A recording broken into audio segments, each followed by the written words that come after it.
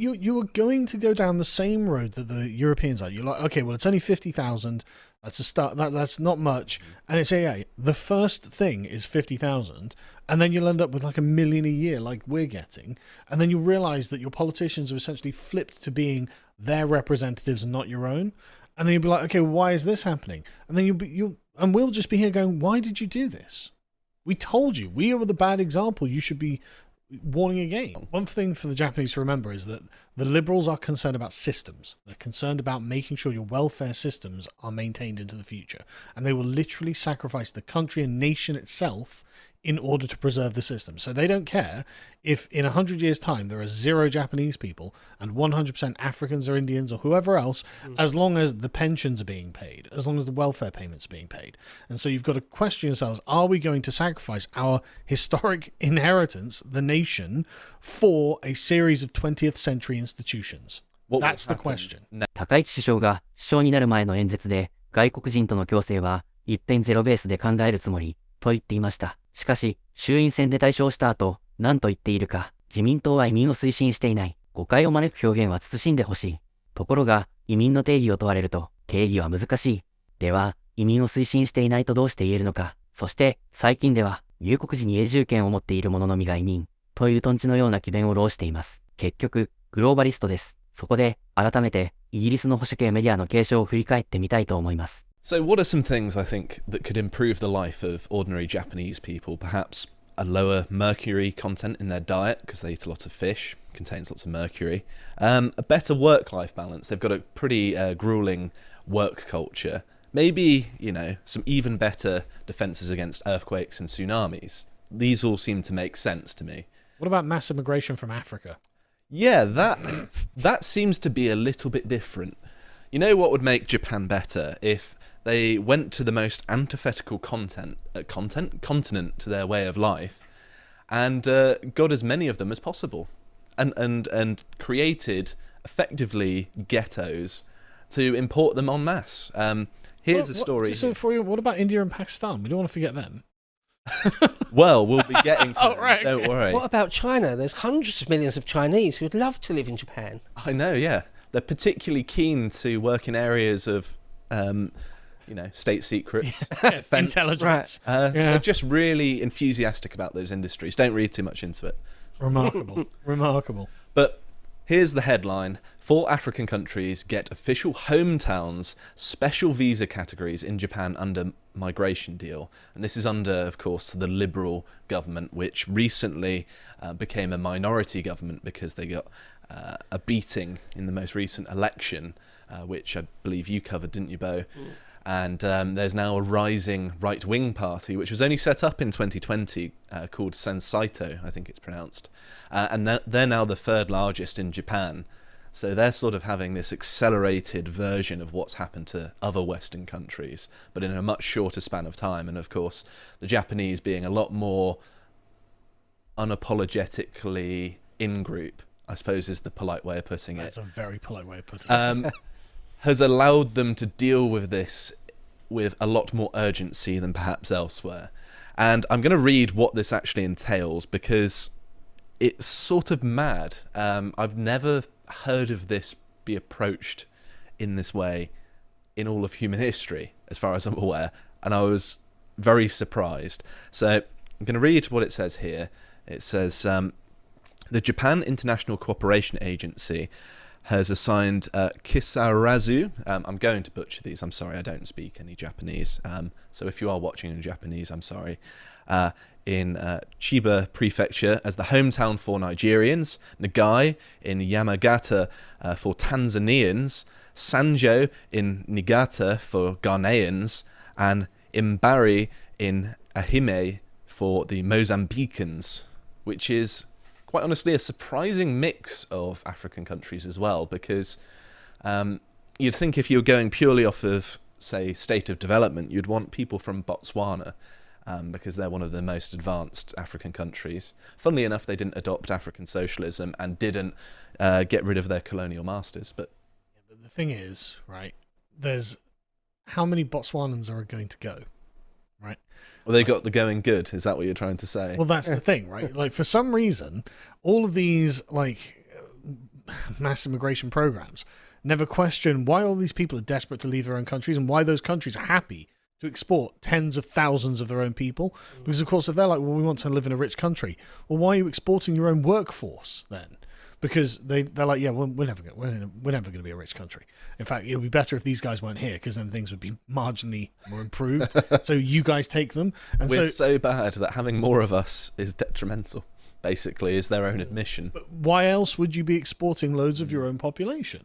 Are the countries of origin not worried about brain drain? Yeah, exactly. No, they're not. No, Yeah. they're not worried about that. Weirdly, it doesn't cross their mind, does it? You know, like, That's the Botswana thing. It's like, I'd still rather not. Yeah, of course, yeah. Where are you from? Botswana. Oh, great. I mean, I'm sure Botswana's lovely, but the point is, there's a reason they're not doing it, and these other countries are, right?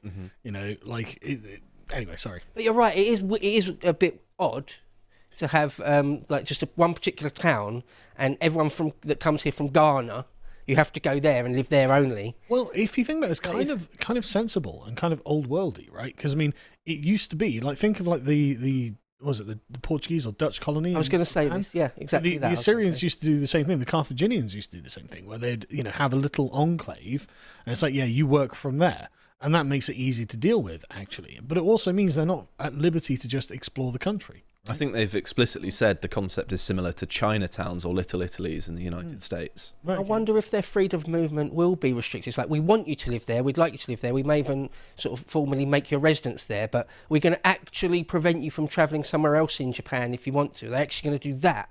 I don't know, but... They didn't necessarily say so. I've not been able to find out. They each get given a shock collar, perhaps, if they go out their territory. Yeah, how could you really I don't prevent know, yeah. them from spreading out? It doesn't seem to be a possible thing, really, does it? Unless they've got, they've got to report to someone like they're on probation or something, which I don't know whether they would do that. But they explain this because each city, and this is a direct quote, has strategic or historical links to its assigned country. Kisa Razu hosted the Nigerian contingent of the COVID-19 delayed 2020 Tokyo Olympics. That's a historical connection, is it? So the Olympic team stayed there In 2020. for a little bit. So import Nigerians. Yes, that's not a justification, I'm afraid.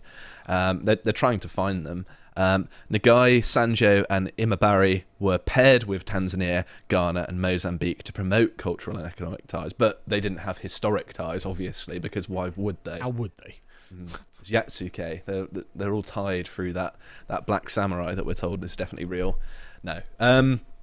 So they also mentioned that they're aiming to strengthen relations with Nigeria, Tanzania, Ghana and Mozambique, which at face value seems like, why are you doing that?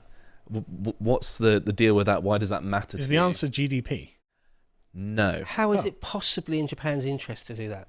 China is in Africa, and obviously the Japanese and the Chinese, not the biggest fans. The Chinese, obviously, they've got their Belt and Road Initiative, and I think that this might be an attempt to try and foster some goodwill, because my understanding of Africa, and you might have seen this one before if you're any students of 19th century history, is that lots of developed countries are jockeying to have primary access to the rich resources of Africa. This sounds awfully like colonialism, and it sort of is. We just don't have any troops on the ground. I'm just reading what it says on the screen there. So, I mean, they're going to look for highly skilled, innovative, talented young Nigerians to go work. Hey, for some reason, these people don't want to work in Nigeria. God only knows. But they say Japan faces an aging population with nearly 30% of its citizens at 65 and above, and fewer than 60 working age individuals per 100 retirees. So they are just going for the same population replacement that we are. Yes, We've got a bunch of old people, and we need Africans to look after them until they all die, and then we'll just have a country of Africans rather than a country of Japanese people. And there's also, to accept the premise at face value, which I do not, but just to argue it for the sake of it, it's kicking the can down the road, isn't it? Because if you import people because you don't have enough people, well, the thing about people is they create more people, and if you've got more people, the problem is exactly the same, if not worse in the future. They'll grow old and require help as well. Yeah, right. And the people from the third world quite often will their reproductive rate is even higher. So the generation after that, there's even more old people. So the mathematics of it don't even work. It doesn't make any sense. And no, it doesn't make any sense. The sacrifices pensions are a pyramid scheme, and we have to admit this. And of course, as well, you don't have to debate it on its own terms. You can just say, African people are at odds culturally to the Japanese, and I don't think Sure, they fit right in. What are you talking about? a very fastidious, neat and tidy and polite culture and people from Africa. I don't see it working. My wife and eldest daughter went to Japan for 2 weeks, right? And my wife comes back and she's telling me about it, and they're like, yeah, they were really racist against us. Like, they wouldn't sit next to us on the trains and stuff like this because we were white English. I mean, and that's towards the English. I would sort of be weirdly honoured by that. Yeah, I'm not saying it's not good, but like I'm saying that's just the way that they are, right? So it's just like, okay, right. I'm sure they'll fit right in. So putting loads of people from Mozambique in the middle of Japan. How could this go wrong? Mm-hmm. Because, of course, Mozambique's not known for its, development or its academic heights necessarily. I'm being somewhat euphemistic. And the thing is, all I'm saying, Japan, is that they don't do this. We've done this. And look where we are. We've got, essentially an ethnic insurgency in England at the moment. I mean, Mozambique, if I'm not mistaken, has an AK-47 on its national flag. I didn't know that. I'm just going to double check myself. I think Angola has, isn't it? It's probably more than one country, actually. No, Mozambique does. It's a hoe and an AK-47 with a bayonet. But don't worry, guys. There's also a book and a star. Yeah, there we go. All right. I love that. It's an AK-47. That's funny. What are they going to bring to Japanese society? Child soldiers? Like, what is that? How is it's just simply not to in get the around interest Well, no, what they're going to of bring the is Japanese people. people who do look this. after old people, because the Japanese... Just that. I mean, that's what they're saying. Obviously, they're going to get all of the same problems with diversity that that Europe has had. Why aren't you learning from our mistakes? This is not a solution to the problem. So there was one thing that I did spot. I had to do a little bit of digging. So an official on the Nigerian side also confirmed it included blue-collar workers. So that means that, in the many 7-Elevens Japan has for whatever reason, it's going to be Nigerians behind the counter rather than a Japanese person. And that's basically what I see that as an admission of, because What do you mean? what kind of blue-collar workers is Japan in need of, really? You are going to go down the same road that the Europeans are. You're like, okay, well, it's only 50,000. That's a start. That's not much. And it's the first thing is 50,000, and then you'll end up with like 1 million a year, like we're getting. And then you'll realise that your politicians have essentially flipped to being their representatives and not your own. And then you'll be like, okay, well, why is this happening? And then we'll just be here going, why did you do this? We told you. We are the bad example you should be warning against. Well, the thing is, isn't it? It's imposed on them against their will by their Liberal Democrat government, right? Mm-hmm. Your average Sensito voter, your average Japanese person, I can only imagine, isn't gung-ho for this. Yeah. Right? It's literally the Lib Dem party, isn't it? It's the governing party. Well, they've just decided they're going to do this. The number of videos I've seen of Japanese people on either public transport or in lifts actively holding their nose around That's what I mean. Yeah, people from Africa.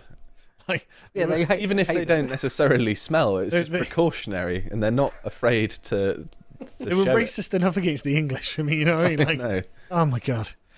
It's funny, isn't it, how like the liberal project globally is sort of shameless. They'll do it even to a society that's got the strongest of in-group preferences, like Japan. They're trying it even there, or semi-successfully so far. I just hope that, like, at the very next general election, that Sansito fella can win outright, form a government, and reverse all this. Oh yeah, get it reversed sooner rather than later. It seems to be on the right trajectory, at least. Like they stand a much better chance at recovering well from this sort of thing Fingers than crossed. we do, for example. Obviously, we're much further along. One thing for the Japanese to remember is that the Liberals are concerned about systems. They're concerned about making sure your welfare systems are maintained into the future. And they will literally sacrifice the country and nation itself in order to preserve the system. So they don't care if in 100 years' time there are 0 Japanese people and 100% Africans or Indians or whoever else, as long as the pensions are being paid, as long as the welfare payments are being paid. And so you've got to question yourselves, are we going to sacrifice our historic inheritance, the nation, for a series of 20th century institutions? That's the question. Next is that your country will be redefined as a group of institutions rather than by its people. And of course, it's absurd to suggest that a nation isn't made up of its people, because if it has no people, there is no nation. Precisely. And to fly your own flag, or to express that you've even noticed that you've been replaced will be beyond the power, even criminal. Yes. So- Flying the Japanese flag would be far right. So complain while you still can. But it's not just Africa that's getting involved. India as well. The Prime Minister has announced a deal with India to import over 50,000 Indians. There are already plenty of Indians in Japan, actually. I've seen lots of shopkeepers in particular, you know. Yeah. If only Margaret Thatcher had met Indians before, and she would never have called England a nation of shopkeepers, because it's clearly India. But they're also going to invest 10 trillion yen. I'm not sure what the conversion is for that, but it sounds like a lot. It's probably not that much. Like £12.50. But they're investing in India, and there's this partnership deal, which I think is the beginning of something rather than the end of something. And so expect more people from India, I imagine, as this expands. And of course, this has already been met by this sort of thing. Here's an NGO, of course, written in English, which is an interesting choice. 1 million yen is £5,000. Okay. So 10 trillion yen is not that many. Okay. But they're investing money in India, is the important point. That they have intentions to better their relations, is what that signifies. Actually, it's quite a lot. Look at this. I was going to say the difference between a million and a Yeah. trillion. I'm just like, I'm working out zeros at the moment on the converter. I don't even know how many zeros. Orders of magnitude bigger. But that's classic, isn't it? Classic. Look at that. Yeah, no, there we go.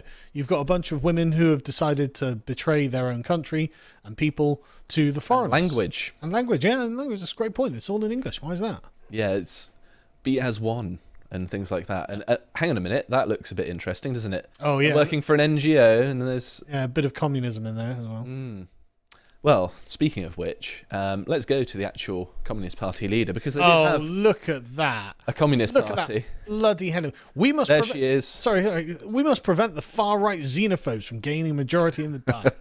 Oh my God! Right, Japan, you have a duty to make sure your country is governed by the far-right from now until the end of time to stop this from happening. Trust us. You will find yourselves. You'll be like, okay, it's like what 1%. Who cares? And then, I mean, at the moment, it's 25% of England is non-English. Right, 25%, and we are having a ethnic uprising happening.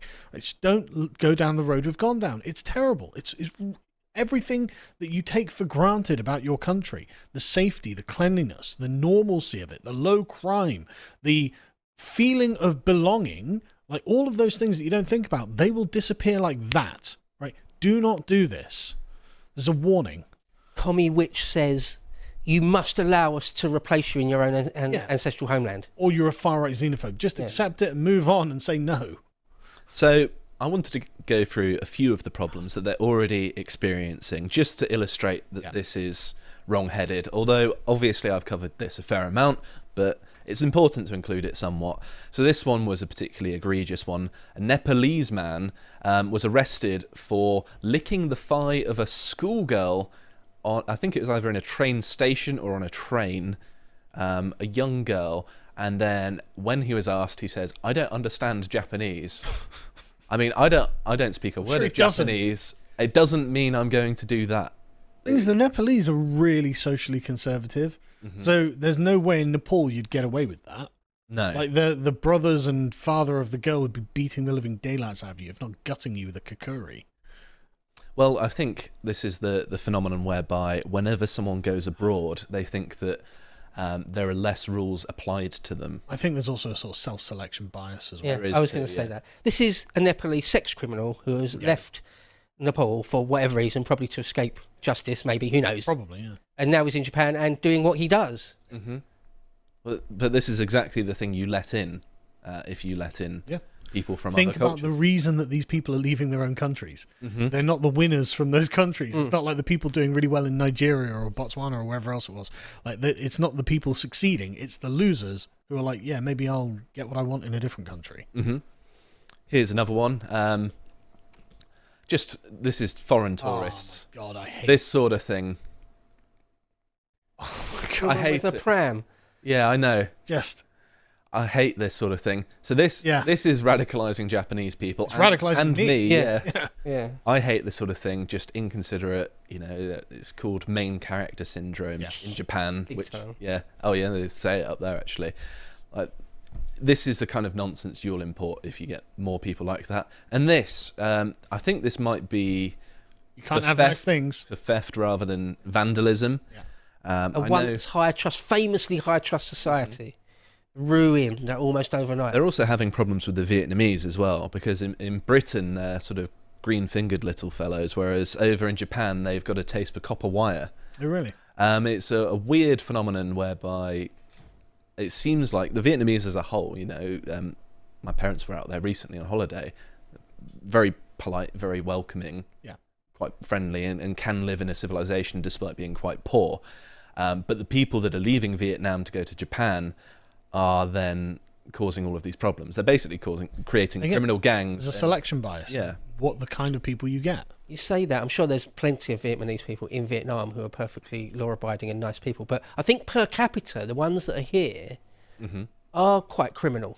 I think per capita, they're up. Oh, yeah, that's right. Right? Yeah. They're top 10 nationalities. Right. Really? Yeah. They're quite often in like a nail shop, which is actually laundering money or whatever, stuff like that. I know in Scotland they're the third most overrepresented, and that's because they are involved in all of the cannabis grow operations that pop up. Quite often they get sort of enslaved by criminal gangs that are involved in the smuggling. Unfortunately, for the sake of time, we have to... Of course. They're the Albanians of the Far East. Got it. So you've also got this... Pakistani immigrants demanding that Japan becomes more Islamic and complaining about celebrating Shinto festivals and how they get the day off. And don't do that. Yeah. Do not accommodate for them. Of course, they've got the same problems that we've had as well, where Pakistani men are targeting schoolgirls. This is exactly the same. And one thing that is worth mentioning is that the Japanese aren't afraid to just drag someone to the police station. So they're going to be a bit more civically minded than perhaps other European or European countries, should I say, which is interesting. He's really going all the way there. And then... taking care of business. So I suppose, to close it, I want to see more civic-mindedness. Don't... disintegrate, don't allow the broken window effect to take effect, if you will, and just give up and allow things to degrade.